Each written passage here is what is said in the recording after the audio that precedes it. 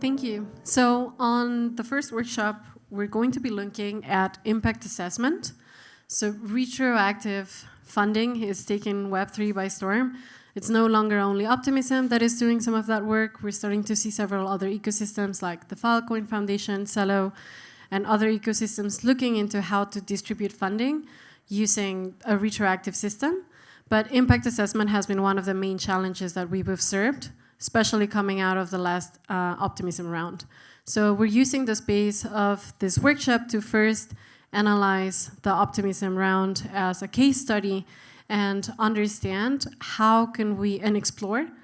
And this is also where I invite a lot of people that are not in the Web3 ecosystem, but are part of the Web2 space and have been looking at these tools and these problems in these other contexts to join us so that we can explore first, how do we understand and how can we build collective definitions of what is impact for a group.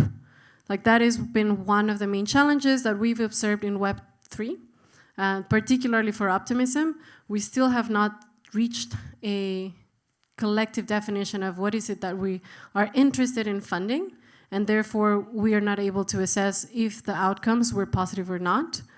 And then on a second question that we want to look into is which tools, frameworks, and mechanisms can we use to evaluate different types of impact, whether that is qualitative impact and data that we're gathering from the projects, or it's quantitative impact.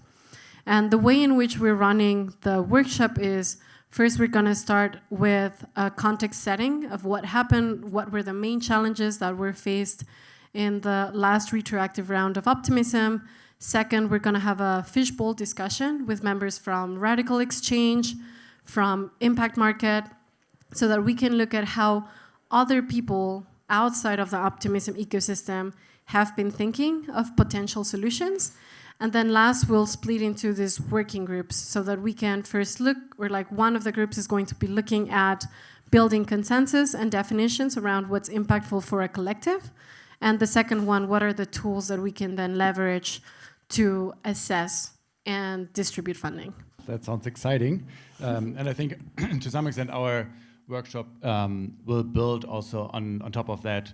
And we specifically want to look at Web 2 and Web 3 funding infrastructures and to understand and learn from each other, because I think we have done some things in Web 3 that might not be as known in the Web 2 funding ecosystems, but the Web 2 funding ecosystem is of course like so much older, and I think some of the things that we are trying to do with the Web 3 infrastructure that we are building has been like tried and done over and over in Web 2 already, and like how can we actually like really learn from each other and find out where we have done things similarly, where we have done things differently. And so the workshop is organized with Andrew from Drips, Artem from Octant, and Tom from Filecoin Public Goods. So we will have us in the room, but then hope that a lot of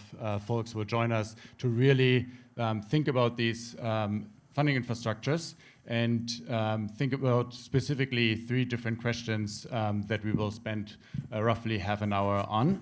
And I will tell you that the first topic will be prospective funding and retrospective funding in Web 2 and Web 3. So in that way, it's like a continuation what Laura was just explaining. And then the topic 2, what are the cultural and ideological barriers that prevent traditional open source software devs from being open to receiving funding through crypto Web 3?